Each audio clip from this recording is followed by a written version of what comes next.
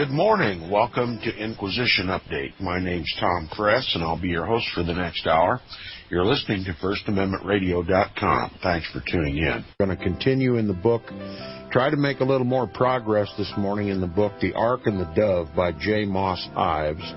And yesterday we discussed this printed debate between Charles Carroll II, the second Charles Carroll, the son of Charles Carroll I, and Delaney. And it had to do with the taxation without representation that was going on in the Maryland colony under a Protestant government that had replaced the Catholic government in Maryland. And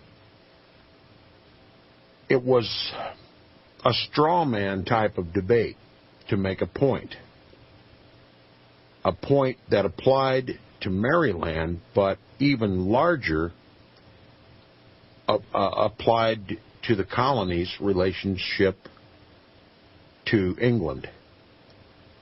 Taxation without representation, a phrase coined by Charles II in this debate, and it gained him so much popularity in the Maryland colony that they named him first citizen. He was recognized as the first citizen of Maryland. And this set the stage for the Revolutionary War. They brought the idea of taxation without representation to the colony. When the colonial government of Maryland decided to begin taxing the people to help support the established church, which was the Church of England, first in the Maryland colony. Prior to this, religious liberty was the byword, and there was no state sanction or support for any church. But during the Protestant uprising, the replacement of the Catholic government, the Protestants bringing to the colonies the conflicts that were going on in England, the religious conflicts between Protestantism and Jesuitism or Catholicism, a very, very bloody and bitter Protestant uprising in Britain. It was that conflict was translated to the colonies, and it focused in Maryland. And the Protestant uprising replaced the Catholic government. And with that replacement came the established Church of England.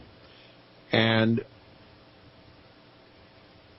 they imposed taxes upon the citizenry of Maryland to help support the clergy of the Church of England. For the first time, a state-sponsored church in the colony. And there were other forms of taxation imposed upon the people by this Protestant government, and that was made an issue in this debate between Charles II and Delaney. But it had a greater aim, and that was to bring home the idea that England was basically doing the same thing to the colonies that the Protestant government was doing to the Maryland colonists. And that set the stage for the Revolutionary War. And continuing where we left off yesterday, when the Revolution broke out, Delaney joined the Tory camp, and in the meantime, Carroll became a popular idol. Yes, Charles II was idolized in the Maryland colony and all over the colonies, because he was the one who helped organize the colonists into revolt, as we're going to find out further in the reading here. He said letters of thanks came to him from the members of the assembly and from the freemen of several of the counties. The citizens of Annapolis came to him in a body and expressed their gratitude.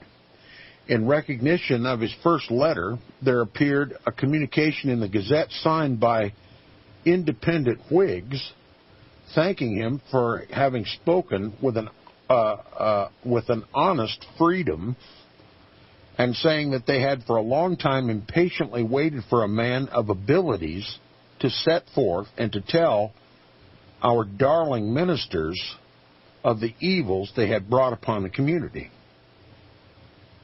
Speaking of the Protestant government and their levying of taxes without consulting the citizenry. And it says, William Hand Brown says that in his contest, Carroll, quote, according to the popular opinion which regarded him as a champion of freedom against prerogative, gained an overwhelming victory, unquote.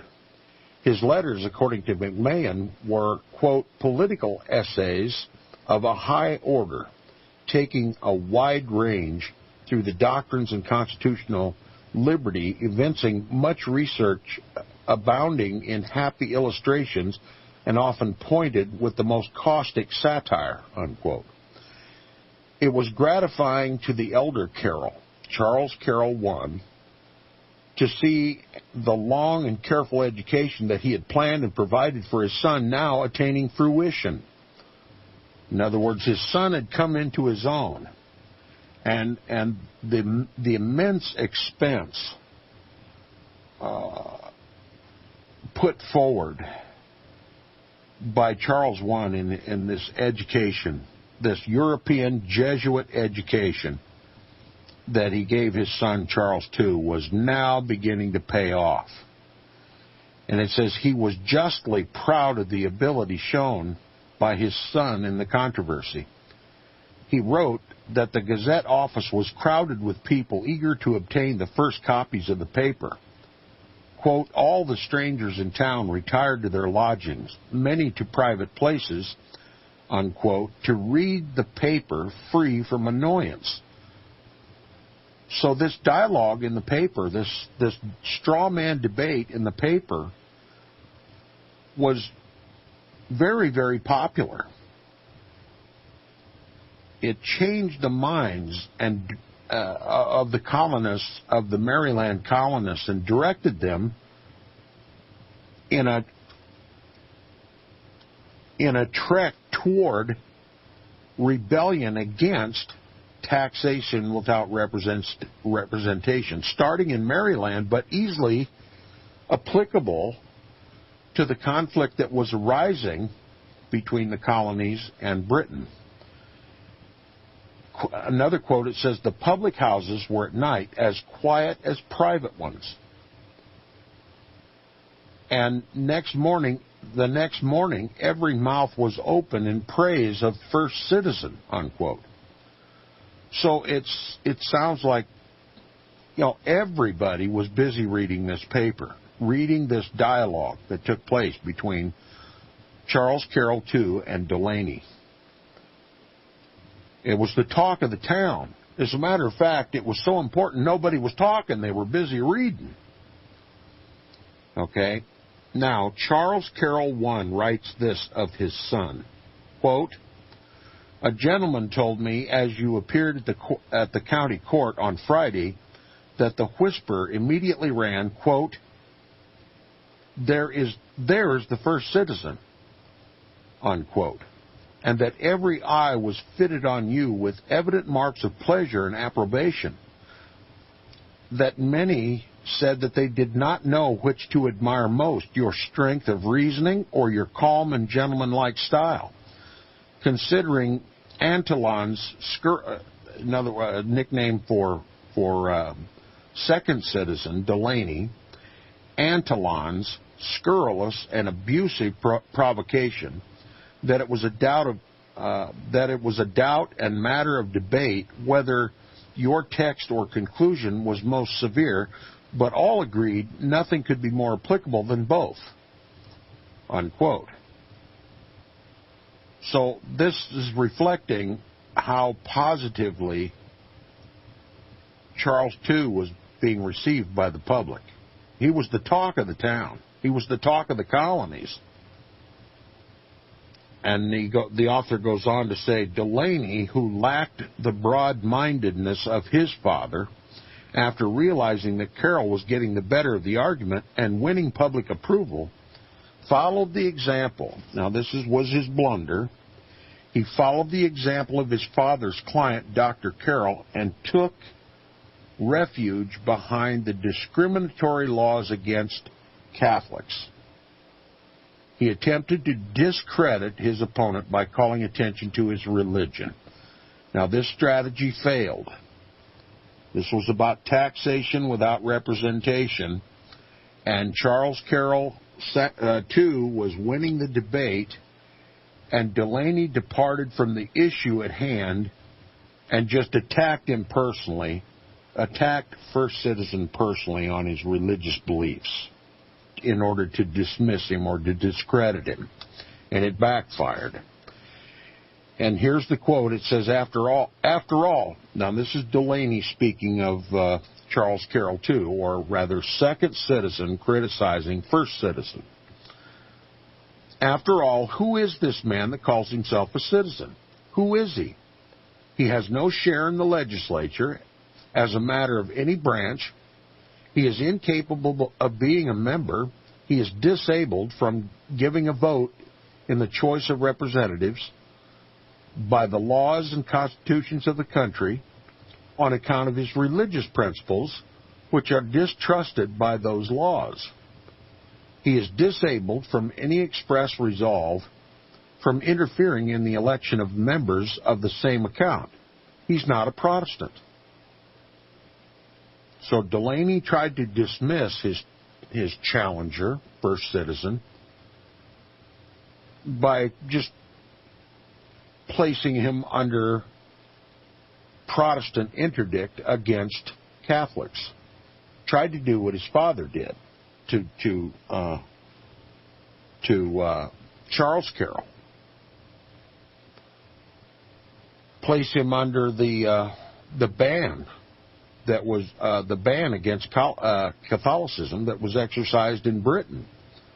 Put him under those restrictive laws. In other words, tried to make his word not worth all the accolades that it was receiving because he was Catholic. He wasn't Protestant. And it says, when Delaney fired his last shot, he thought to finish his opponent. An appeal to bigotry had served its purpose before, but it failed this time. Charles Carroll was invulnerable to an attack of the kind Delaney had made upon him. In regard to the injustice of the disabling laws against Catholics, these were the laws put in place in Britain to suppress Catholicism and to try to put down the Catholic revolutions that continually tried to overthrow the Protestant throne in Great Britain. In regard to the injustice of the disabling laws against Catholics and the votes of previous assemblies against his co-religionists, Carroll said little in his reply. He refused to allow the real point of the controversy to be concealed by a discussion of religion, for in so doing he might perhaps rekindle extinguished animosities. Now, wasn't this the point of the beginning with the very start of the voyage of the Ark and the Dove? When they came to this country, there were both Catholics, mostly Catholics, but there were Protestants on board as well, including 3 Jesuit priests. And the warning was given, don't start any controversy with the Protestants. The Protestants want religious liberty, and we want religious liberty, and we don't need to transfer the religious conflicts that are ongoing and bloody and controversial and made us all suffer in Britain. We don't want those same conflicts to erupt on this ship out in the middle of the Atlantic. And even worse, to transport that conflict to the colonies. We need religious liberty. Both sides want to worship God according to their own, their rights to worship God according to as they see fit. But here now, after having established this Roman Catholic colony, the Protestant uprising, the Protestant Revolution in Britain was transferred to the colonies anyway. We have a Protestant government that finally replaced the Catholic government in Maryland. And right or wrong or indifferent, out of just a fresh understanding and a fresh fear for Jesuit manipulation and infiltration into the government and repeated Jesuitical attempts to overthrow the Protestant crown, that conflict transferred to the colonies. And the same type of Protestant revolution raised its head in the colonies and began to suppress Catholicism. It's a natural thing. And this is, I'm learning a lot right along with my listeners that what happened in Great Britain was a result of continual papal attempts to overthrow the Protestant throne in Great Britain. The people that were persecuted, the people that were victimized and made targets of the government, the Jesuit attempts to blow up Parliament in 1605, the Gunpowder Plot, the Babington Plot, the Spanish Armada, constant Jesuit infiltration and manipulation of the government. Catholicism earned the persecution that it received in Britain. It was a pest that just could not be dealt with. They would not relent. Peace was never the object of the papacy in Britain until it regained the throne and complete control of Great Britain and reestablished the Roman Catholic Church as the state-sponsored religion of Britain. It was Rome that forced this. The Protestant kings and queens of England did what they had to do to restore peace to the realm. They tried defensive measures until offensive measures became the only answer. And that was a forcible suppression of Catholicism in Britain. And as careful as they were when they came over on the Ark and the Dove, their efforts could not prevent that conflict, that religious conflict from spilling over into the colonies. And when the Protestants set up their government in Maryland, they began to tax the people unfairly without their consent. The people were the government of the previous government in Maryland. And they were treated differently under this new Protestant government that was fashioned more like the government in England, where there was great suspicion of Catholicism, great suspicion of the Jesuits. And this led to an uprising in the colony against taxation without representation, and then that was applied to foment the revolution of the colonies against Great Britain. And I restate this because it's important not to miss the point. While this book would like to paint the picture that it was taxation without representation that should be the banner that flew over the Reformation, or over the Revolution, we must remember that all of this is religiously motivated. Rome has a plan for the colonies. Rome has a plan for the United States. Rome has already determined the destiny of the United States. And to accomplish that grand plan for the United States, a revolution has to be fomented. And we're going to see that the Protestants in Britain had much legitimate reason to fear and loathe the Jesuit order. And so do we. We've all been taught that the Revolutionary War was all about taxation without representation. But it was all about Protestantism versus Catholicism. If we miss the religious motivations behind the Revolutionary War, then we continue to be blinded about what happens in our country today. Because what drives politics in the United States today is that age-old, permanent desire of the papacy to rule not only Europe but the rest of the world, including this country, this hemisphere. Now let's go back where we were. It says, on behalf of the disfranchised Catholics of Maryland, he simply said, we remember, yet we forgive. To the question of who is this man, Carroll replied, quote, a man of an independent fortune, one deeply interested in the prosperity of this country, a friend to liberty, a settled enemy to lawless prerogative, which is the term they give to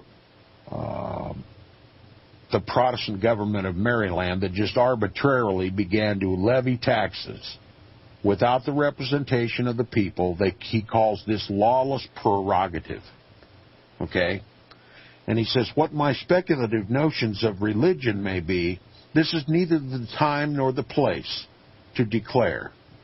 My political principles ought only to be questioned on the present occasion.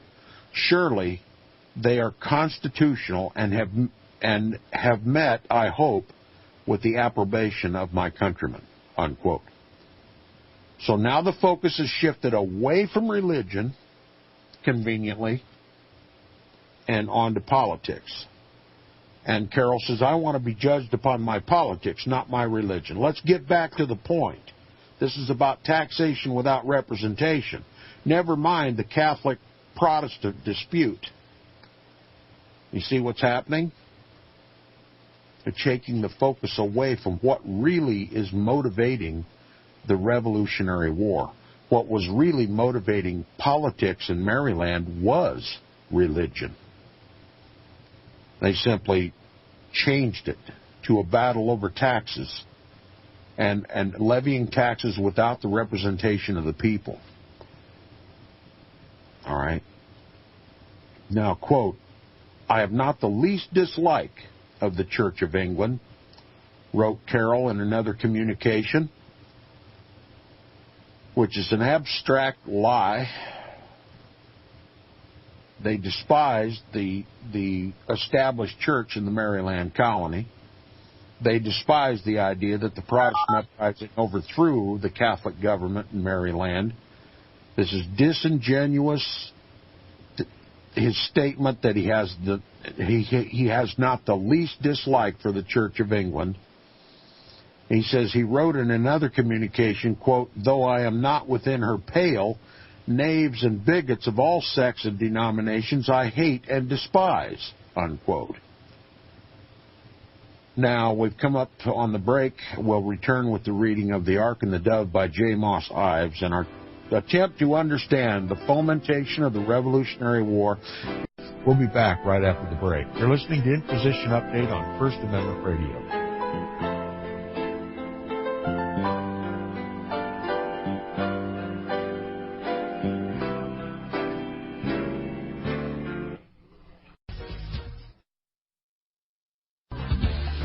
Hear it first on FirstAmendmentRadio.com and FirstAmendmentRadio.net. I know you all want answers, and believe me, so do I, and I'll do my best to get them. Have you seen the Left Behind movies? Have you read the Left Behind fictional book series? Not everyone believes Left Behind is true prophecy. Some may even regard as conspiratorial the mainstream re-release of the Left Behind movie with actor Nicolas Cage portraying the main character as an attempt to further reinforce in the minds of all this perception of false prophecy in order to condition the masses for the play about to begin. Because they see the world stage shaping to fulfill what they have been led to believe is sound biblical interpretation, a left-behind rapture scenario, this false view of prophecy is reinforced in the mind, not only of its adherents, but also includes those who have been merely exposed to the specific media. Is it possible that false prophecy can be fulfilled? The rapture theories have always been in dispute. Pre-trib, mid-trib, and post-trib disputes have risen up in exclusively evangelical circles of recent history, so that when true believers don't suddenly disappear, this element will easily go by the wayside when all see a new Jewish temple begin to be built. Will this be part of the great delusion that will come upon the whole earth? It seems that this great prophetic delusion has already overcome practically the entire American evangelical and Christian world. Get the book, The Rapture Will Be Canceled. To learn more, visit crosstheborder.org. That's CROSS, crosstheborder.org.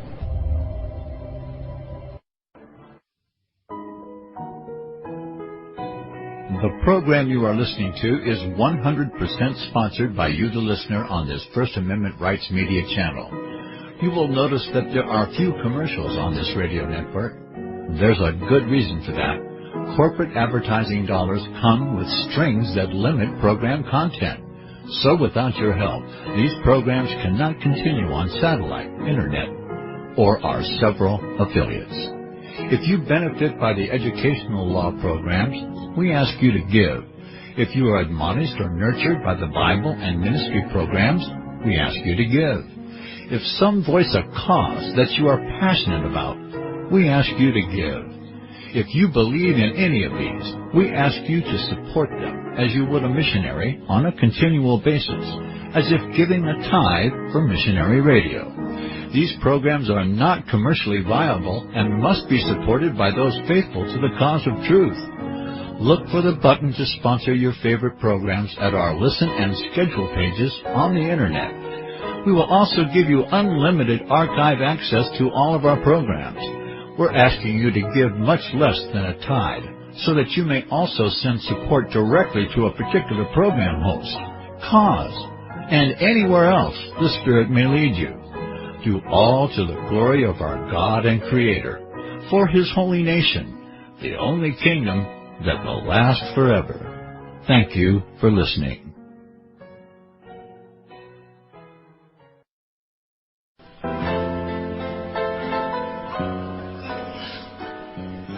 Welcome back to the second half hour of Inquisition Update on FirstAmendmentRadio.com. If you wish to contact me, please email me at tom@seawaves.us. That's tom@seawaves.us. tom@seawaves.us. And also check out the website, inquisitionupdate.org. And if you would like to support Inquisition Update, please support First Amendment Radio, who sponsors the program, and we thank Brother Nicholas for recognizing the value of this information and putting it on the air. Now, getting right back to this, I want to make some more progress in this book. It's easy to be too quick and just read over some of this without analyzing what's happening in your mind. But this debate has captivated the entire colony of Maryland. First citizen and second citizen. Charles Carroll II versus Delaney.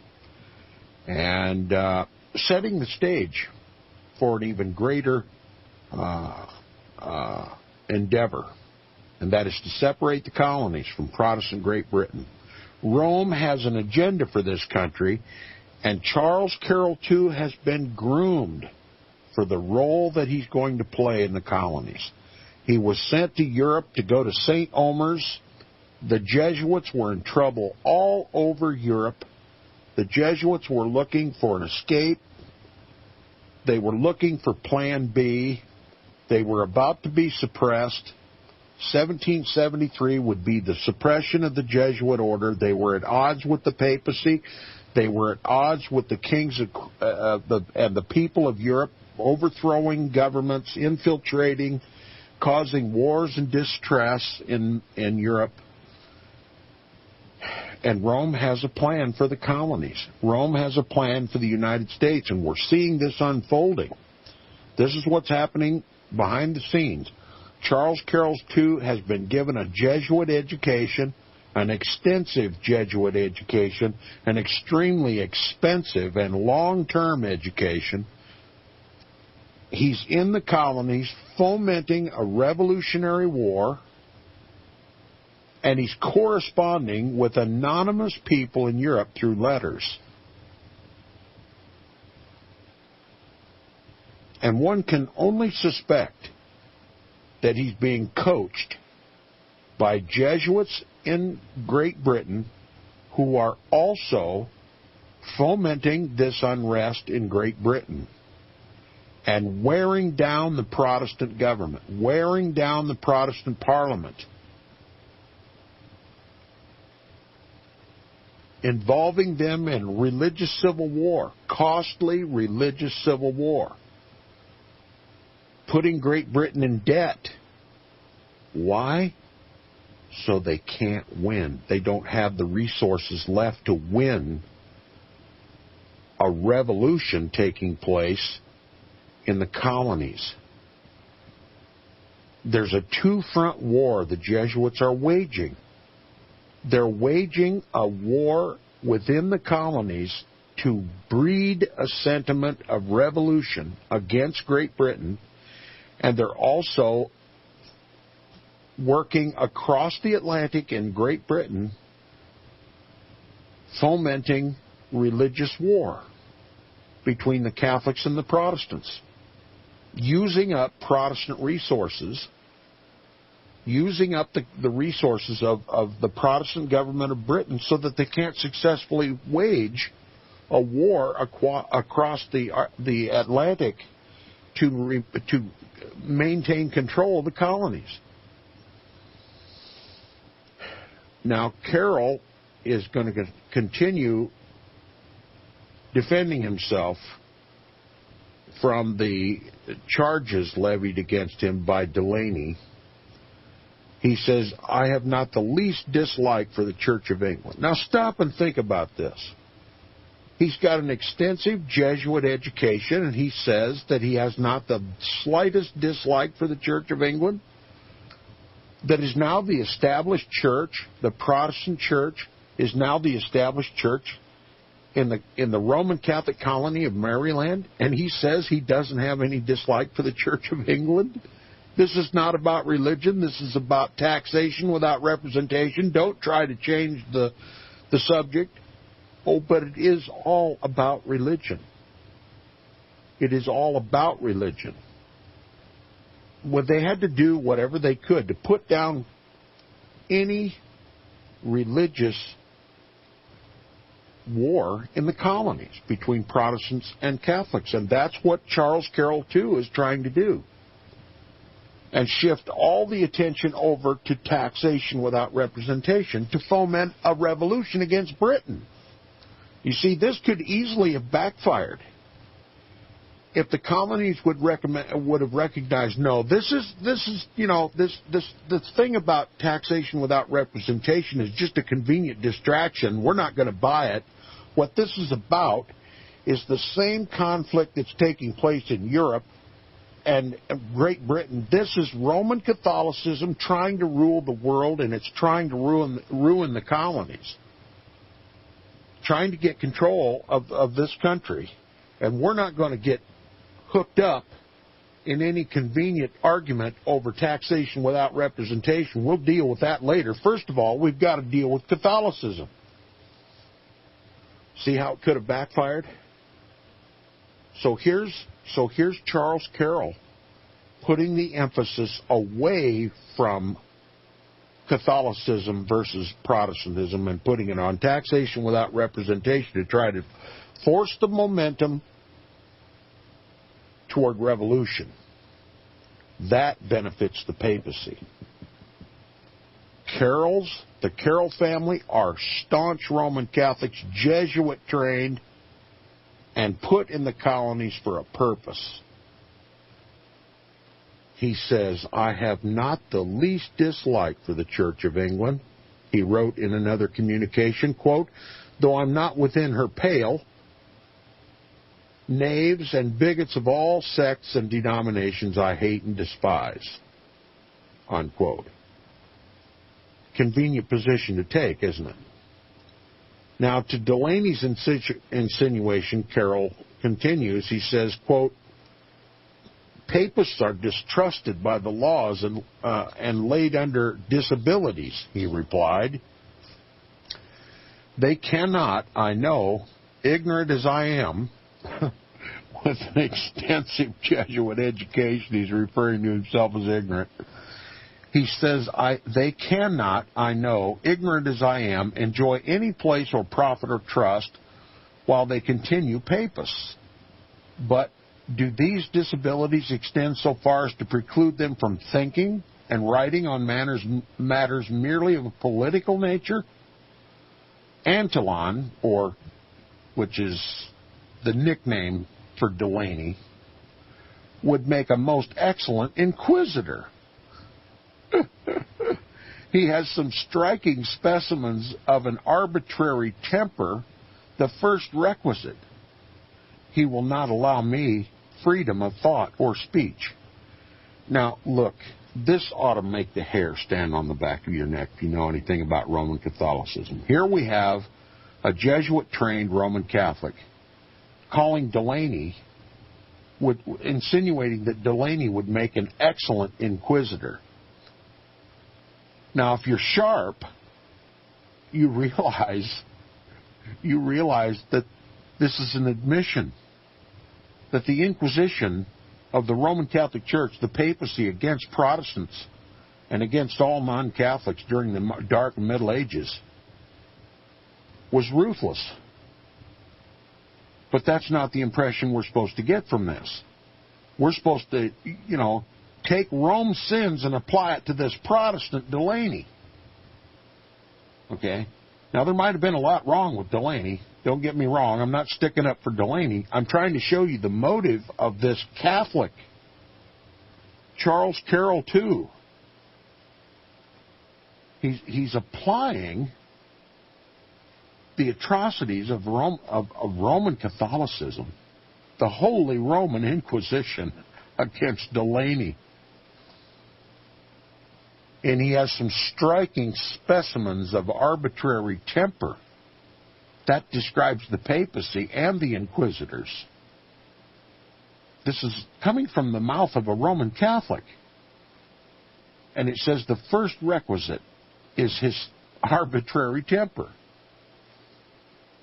He would not allow me freedom of thought or speech. The papacy forbid freedom of thought and freedom of speech. This is the Catholicism that Charles Carroll too practices, although it has taken on a completely different face in the colonies.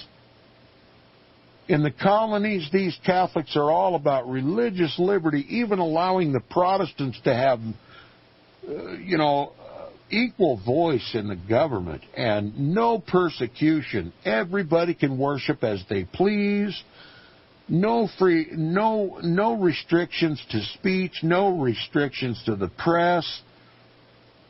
I mean, these Catholics in the colony of Maryland are allowed to violate every Catholic canon law. The Catholic government in Maryland in no way appeared anything like Holy Mother Church. That's the point we need to emphasize. That the entire Catholic colony of Maryland was so contrary to Roman Catholicism as it was in Europe and Britain as to be shocking. And one simply has to realize that this was allowed for a purpose. Why wasn't the papacy clamoring for an overthrow of this apostate, heretical, schismatic Roman Catholic government? Because they were behaving nothing like a Roman Catholic government. Rome was silent because Rome was part of the plan. And here we have this brazen audacity of Charles II applying to Delaney all the negative characteristics of the papacy.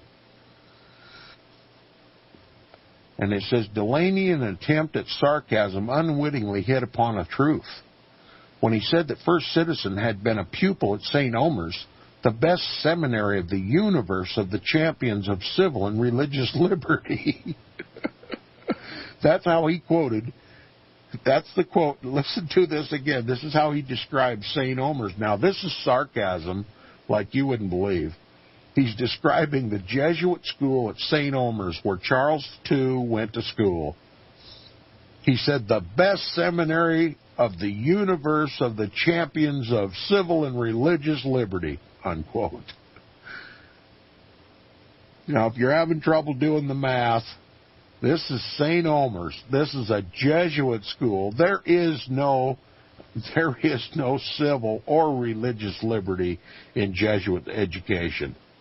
This is papacy all the way, Roman Catholic canon all the way, Tridentine Catholicism to the hilt, authoritarian, theocratic, papist government. The vicar of Christ, the replacement of the Son of God on earth, and every eye should see, and every knee should bow, and every tongue should confess that the Pope is God. That's a Jesuit education, and that's what Charles Carroll II obtained at St. Omer's. And Delaney knows full well what kind of an education he got. He's a papist, a rabid,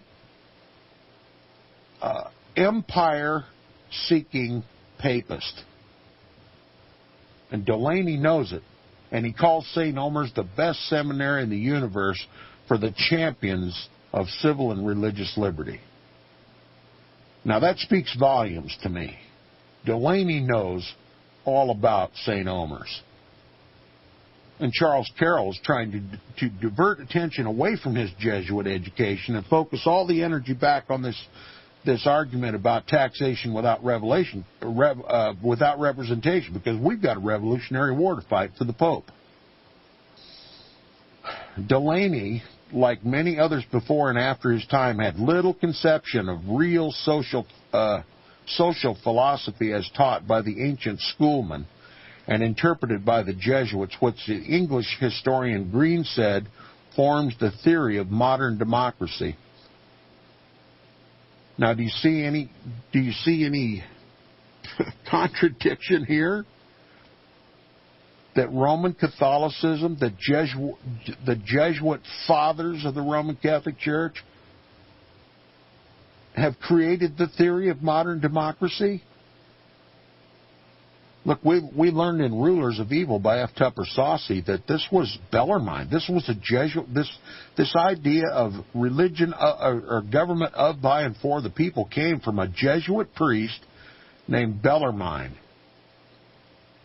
Remember the tour that Charles Carroll took over Europe?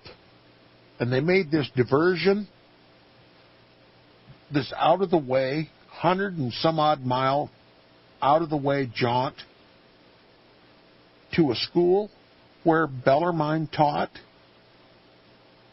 This is where the idea of the Maryland colony came from. How the Jesuits and how the Maryland colony had to behave to be successful and survive to do its job, to separate the colonies from Great Britain. Maybe I should have had that text open and ready to read again to refresh our memories. But Bellarminian teaching on democracy is a complete and total departure from Roman Catholic teaching. And once having read the book Rulers of Evil by F. Tupper Saucy and then reading this book about the Maryland colony, you have to know that Bellarmine is the creator of this Maryland colony. This is Bellarminian education put in practice in Maryland. Totally contrary. I mean, you have to, when you read Rulers of Evil and you read about what Bellarmine taught, you have to wonder why the Pope didn't send the inquisitors to shut him up, to burn him at the stake for heresy. But you have to remember that the Jesuits run the show. The Jesuits are the Vatican's warriors and strategists and plotters and schemers and fomenters. Nobody wants a global empire for the Pope more than the Jesuits. That's their sworn oath. To overthrow Protestantism and to create a global hegemony for the Pope. And Bellarmine was just at the front of that effort. And that's where we got Maryland. And it says, Delaney, like many others before and after his time, had little conception of real social philosophy as taught by the ancient schoolmen and ancient schoolmen and interpreted by the Jesuits, which the English historian Green said forms the theory of modern democracy. Catholicism has never been a democracy. It's always been an autocracy of the Pope. The most desired form of government for the papacy is a theocratic government, a dictatorship with the Pope calling all the shots and all the governments of the world dancing to his tune and extirpating heretics and liberals from their realms, killing Protestants. But now we have an English historian saying that the Jesuits have formed the theory of modern democracy. You just have to realize that this is all a Jesuit strategy. And they're allowed dispensation from the Pope to depart from the standard practice of Roman Catholicism for a purpose, for a time. And that purpose is to get control of Protestant United States of America, to out-Protestant the Protestants, to out-liberty those who love liberty, for a purpose, for a time. That purpose, in my estimation, has been achieved, and the time is over. We're headed for a return to Tridentine Roman Catholicism.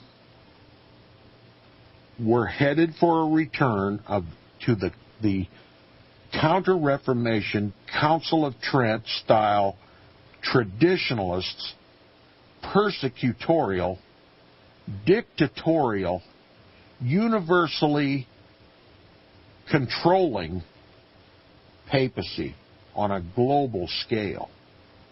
And the United States was just a means to that end. And Revelation chapter 13 is fulfilled. Democracy was just a tool, a temporary departure from traditional Roman Catholic teaching. It was allowed to flourish in this country so as not to create a war between Protestants and Catholics, that the Protestants would have won and set Rome back on her heels for another 500 years. It had to be done. Democracy had to be allowed to operate in this country because Rome's life depended upon it. She was in trouble in Europe. The Protestant Reformation had almost decimated the Vatican, almost decimated the Roman Catholic Church. It had overthrown Rome's capacity to influence and control all the kings of Europe. The new Protestant democratic governments were seizing all the land that the Pope previously controlled and putting it back in production for the God-fearing, Bible-believing people of Europe who had finally got the copy of the Word of God in their own language so they could read it, that understood that the papacy was that prophesied Antichrist church, the synagogue of Satan. The Pope was the man of sin, and they were liberating themselves. Liberty was the byword in Europe. Abandon the papacy. We don't need a pope. We don't need a priest. We don't need the Eucharist. We don't need Mary. We have liberty in Christ Jesus. We know him now because we've read his book. We're going to overthrow this papist government, despite all the efforts of the Jesuits to restore it to the Tridentine form. And we're going to have liberty. So the Jesuits had to learn liberty real quick. And what did they produce? Bellarmine. And Bellarmine was the source of the education that Charles Carroll II received. We've got to appear more libertine than the Protestants. So here's what we're going to do. We're going to start a colony, and we're going to have liberty for a time, for a purpose. But when that purpose is achieved and that time is up, we're going to rout Protestantism, because that's our job. We're Jesuits. Our job is to extirpate the Protestants from off the face of the earth and to achieve a global dictatorial hegemony for the Pope. And that's what they do. And they've got Satan's help to do it. Through sorcery, through idolatry. Satan gives them all the help he can muster. And we're seeing the culmination of all of these efforts right here in our country today. We're going to lose our religious liberty because we tolerated Antichrist running our government. And Rome's going to do what she always does: extirpate heretics. See you tomorrow. John Daniel will join us and discuss this book further.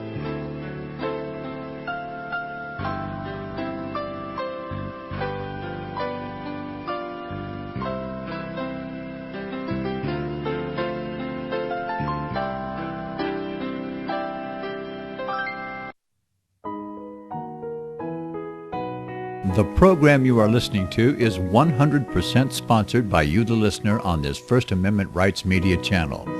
You will notice that there are few commercials on this radio network. There's a good reason for that.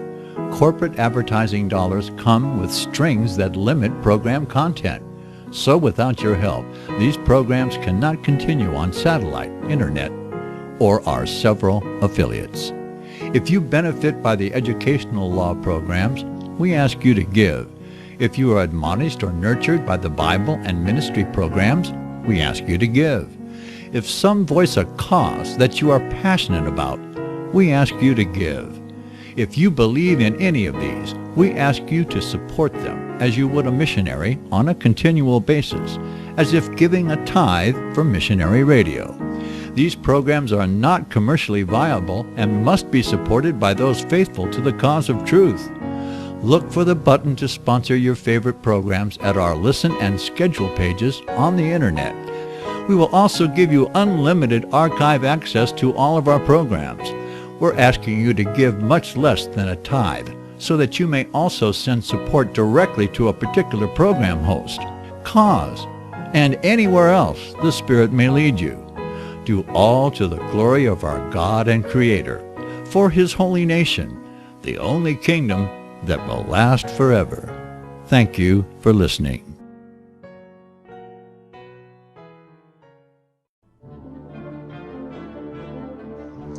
Visit crosstheborder.org, C-R-O-S-S, crosstheborder.org, to get your print, EPUB, or PDF version of Nicholas Arthur's new book titled When the Third Temple is Built.